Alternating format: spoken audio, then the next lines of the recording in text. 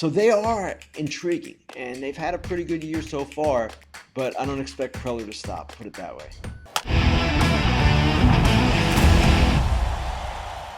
Happy Friday, FT Senior Insider Ken Rosenthal with us. I was reading the Athletic Windup, and we'll call them the 6%ers, if you will.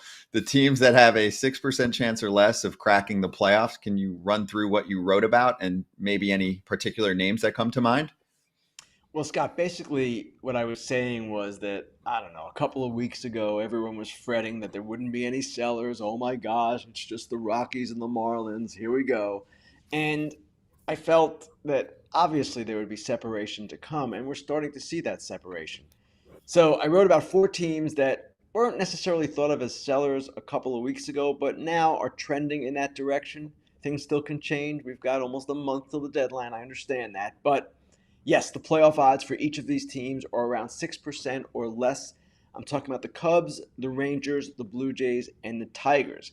Now, of those teams, the Tigers were probably expected to be a seller, and I don't know that it would be any surprise to see them sell. The Cubs certainly were expected to contend. We know they have not. And the Rangers, the defending World Series champions, are in a similar position. Actually, these four teams all have roughly the same record. They're all, I believe, 39 and 48 or 40 and 48. Different places in the standings, but they're all in a spot where it's getting tougher to justify going forward with the present group that they have, each of them. And if you were to guess, what dates does it become like solidified where like the big trades start going? Like is there a date as far as like first team to move? Because the Brewers moved on Savali.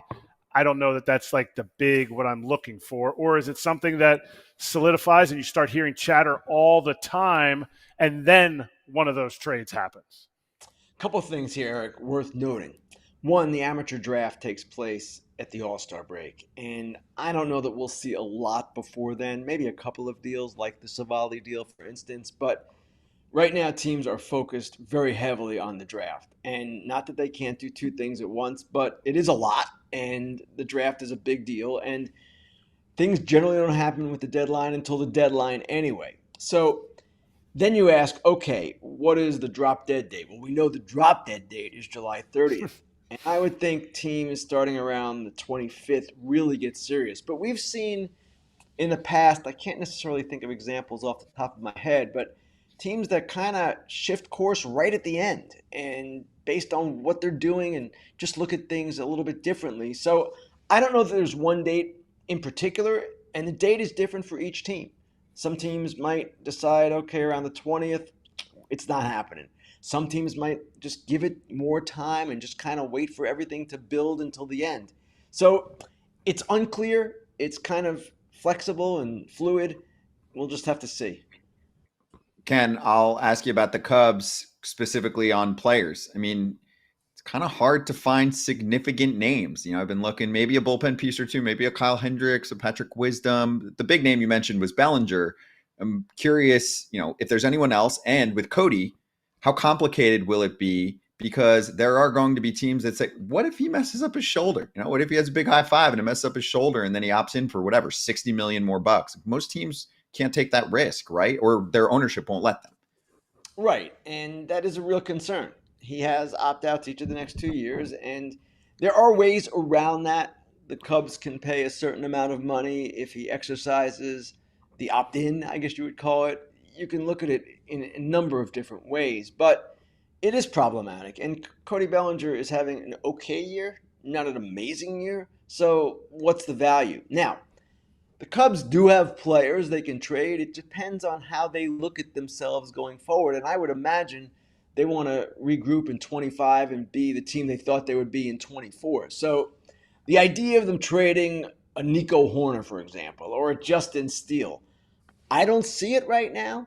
At the same time, given the shortage of starting pitching in the market right now, if you're a team like the Cubs, you at least gauge the value, perhaps, of someone like Steele to see what it might bring you. Maybe it brings you something that you never imagined possible, and then you take another look at it. So I'm not saying that's going to happen. The odds are severely against it happening, but because of the dynamics in play here, teams might take different looks than they might otherwise have because of the idea of exploiting the market.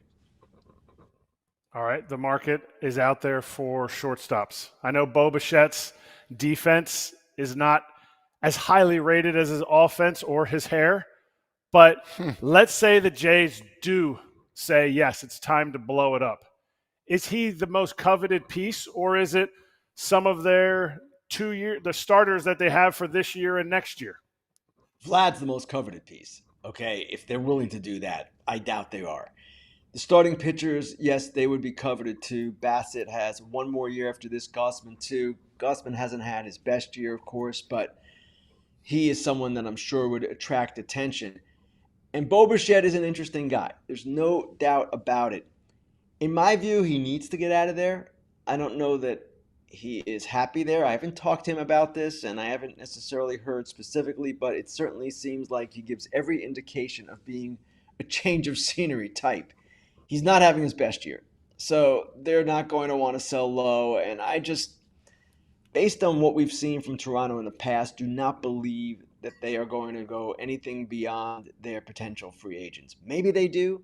Maybe it's more than Kikuchi or Danny Jansen or Kiermaier. And maybe it's someone under control for a couple of years that they are willing to move.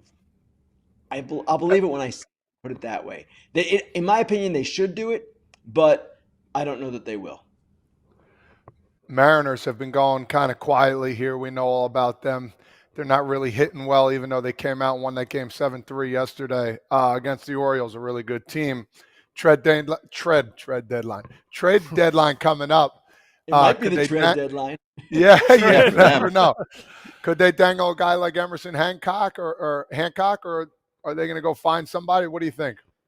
Hancock for sure. And in talking with one general manager today, he thought that they wouldn't move any of their top 4 or 5 starters, but a guy like Hancock, who is on the lower end of that group, yes, that is whom they might consider to get a bat. Now, will he bring them the bat they need? I don't know. And certainly Emerson Hancock is a guy who probably could fit in a lot of major league rotations. I don't know that the Mariners need to or should stop at that point or should just limit themselves to thinking about Hancock. Maybe they do trade one of the other starters. And I'm not talking about Logan Gilbert or George Kirby, maybe a Miller, or maybe a Listen there at least, because they do have a severe offensive shortfall right now. And it got a little bit better after they fired the hitting coach. I checked this last night. Didn't get a lot better. And Julio is not having the year anyone thought he would have, though he was part of that big 7-run eruption last night. So in my view, they're like the Blue Jays or like the Cubs or like any of these teams, and they all look at it this way. They'll have to consider anything and everything. Whether they do any of these things, I have no idea, and you'd have to bet against it because as GMs will tell you all the time, trades are really difficult to make. But at the same time, teams have to stay open-minded because you don't know what might come your way. And in their case, they have a special group of pitchers. So yeah, the obvious play is Hancock for a starter. It makes all the for a bat. It makes all the sense in the world. But maybe they need to go further and dig deeper into that pitching to get the offense they need. I've got a fan question for you on the Padres. So I Need Money said, how do they add to the roster and stay under the luxury tax threshold that they tried so hard to stay under? Seems like money will have to be moved off of the major league roster. And I'll just add, it's been nice to see the Padres playing pretty good ball. And I imagine AJ Preller is going to keep pushing. Like they're close enough here in a wild card spot. He's always pushing. And he was really the first to be aggressive this season, of course, with the Cease trade. And he has continued that stance throughout the first half. He is a guy that has been calling around, trying to make things happen for weeks now. So they want a starting pitcher. They need a starting pitcher. I don't know how the financials set up for them right now, where they view it. And teams are very reluctant always to reveal where they stand there. It's kind of giving away a competitive advantage. So that's one thing. Outfield possibly as well, given the injuries that they've had. But at the same time, they're in a pretty good spot if they get more pitching. And they're going to have Tatis coming back. They're going to have these pieces in place that are there already. Talking about Machado getting better, and Jackson Merrill's been really good all year, and Profar. So they are intriguing, and they've had a pretty good year so far, but I don't expect Preller to stop, put it that way. So how realistic is that they get Max Scherzer? Because is Max Scherzer possibly someone that could be actually traded? The first person to ask that question would be Max. That's the guy we would have to ask that of because he has a full no trade. I'm not sure he wants to be deadline fodder again. It's happened to him multiple times in his career, but at the same time, he knows he's nearing the end and he knows there are only so many opportunities to go win. So I don't know that it can be ruled out. And certainly the money with him is interesting because the Mets are paying almost 3/4 of his $43 million salary. So you're essentially looking at a $13 million player, and by the deadline, it's a $4 million player. Teams can generally take that kind of money. And on top of all that, he's come back and he's pitching well and he seems to be healthy. So this is a question that is going to come up. I'm not sure what the answer is. I'm not sure what Max's feelings are, and I'm not sure what the Rangers' feelings are. But certainly he is an intriguing name right now. Jim Bowden wrote the other day about Crochet for the White Sox, how he's thrown more innings this season than he's had in his entire career. A lot of people have been talking about him being picked up by a contending team, and if he does, what would his workload be like for the rest of the year? That's the question, Todd. And he already is at a career high in innings. He is, remember, a converted reliever coming off injury. So this is a guy that probably would need to move to the bullpen for any contender and then start again next year. He has 2 more years of control after this one. So it's a good play for any team because if you can throw Garrett Crochet in your bullpen, that makes your bullpen better. But it complicates the trade discussions because the White Sox are going to value him as a number one starter. And a team talking to the White Sox is going to say, well, okay, but he's not going to be a number one starter for me the rest of the year. He's not going to pitch 220 innings and go into October. That's simply not possible. So that's the holdup in those negotiations. That's kind of the problem that's going to occur for the White Sox as they talk to other teams. Is it possible that some team and the White Sox will come to an agreement? Absolutely, it is possible. And the White Sox are motivated, of course, to do whatever they can to get as many players back as they can for what they have. I just don't know how easy it's going to be. Actually, I do know. It's not going to be easy. I don't know if it's going to happen. Yeah, it almost sounds like something that'll be easier to pull off in the offseason if that's the thinking. The one follow-up I have is, Todd was referring to Bowden's mailbag column in The Athletic. He said he spoke to a couple NL GMs that had interest, and they went over a potential plan that would have him as a reliever for the second half, then stretch him back out at the end of September to give him a chance to start in the postseason. I'm assuming they haven't had a direct combo with him. Also, that would be pretty unique. Sure, anything can happen. I don't remember seeing a scenario like that where it's full-time starter, second half reliever, and then build up for October. I feel like there are a lot of problems in that where, like I'm thinking of Yuri Perez, they eased off him, then he's not pitching as well, eventually gets TJ. I'm not necessarily saying that's why, but when you tinker that much, Ken, it usually doesn't end well. Well, you're messing with the health a little bit, right? You're changing things around. And the other part of that is that I've always been told it's difficult to build up in the major leagues. Now, you can try to do it. But if you're in contention, you're trying for a playoff spot or seeding, and you're playing this game with Garrett Crochet where you're building him up, again, it's a thought, and teams are very creative now in what they do. And let's just look at the Dodgers, for example. They have a history, because of the players that they have and the injuries that have occurred, of doing creative things with their pitching. They're going to have to do it this year because they have so many pitchers who are either injured or reaching innings limits or approaching them. There's a lot in play there, a lot of balls in the air. Crochet would fit for them because maybe he is a 4-inning guy or 5-inning guy the rest of the way, if that.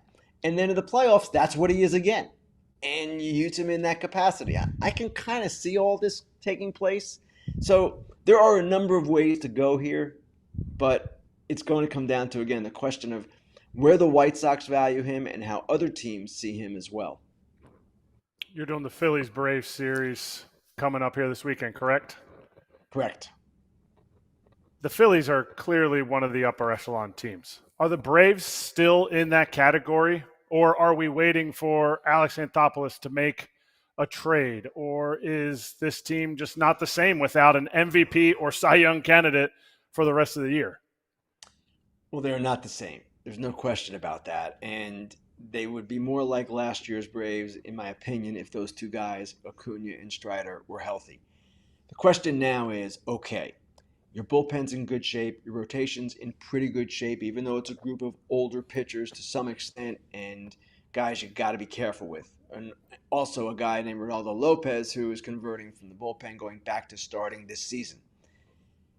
Where they are short right now is offense. And it's curious because, of course, this team set a major league record for slugging percentage last year. They did some remarkable things as a group, but they need some improvement to come internally, and they need to get another outfielder.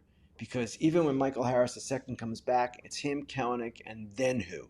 Adam Duvall coming on a little bit, but still for this season it hasn't been great. They signed Eddie Rosario to a minor league deal today. They had done this earlier with Laureano. They're trying to find kind of lightning in a bottle with one of these guys, and that's fine. But come the deadline, they know, and Alex Anthopoulos, I would imagine, knows that more is going to be needed. And I can bet you it'll happen based on knowing Alex. And they better not waste these years of Sale and Fried, and the bullpen looks pretty good. So, yeah, I'm excited to see what they do. He's usually pretty creative.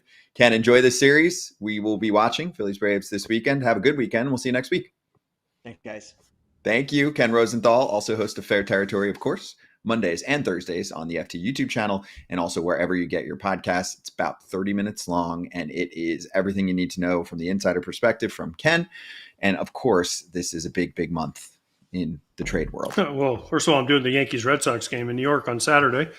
And then I'm flying to Chicago to do the NASCAR race. And I'm still waiting on whether it's Claudia, whether it's Scott, whether it's Mark, one of our producers, to figure out how they're going to get me in the pace car or have me drive a race car around this thing. But other than that, I'm going to be at NASCAR Chicago with Kip and Alana, and we're going to have a good old time. We're probably going to sweat a little bit. We're probably going to drink a little bit, and we're going to have a good time. Yeah, Alana, as you know, probably from Dodgers territory or from Fair territory, even being on foul with us, likes a good glass of wine. So if you can set her up with a nice glass of wine for the show, that would be great. And you can get your tickets right now at NASCARchicago.com. Again, that's NASCARchicago.com. Our show is going to be 11 a.m. Central Time. We'll stream it live on the FT YouTube channel like we do. And we will also be there, of course, with Kip and AJ and Alana. So Kratz and me will be watching. We'll be watching on YouTube. Hey, everybody. Be sure to like and subscribe for more content. We're back here every weekday, all year long, so do not miss an episode. The videos are coming in all day. Here's another video you might enjoy. Baseball the way it should be covered.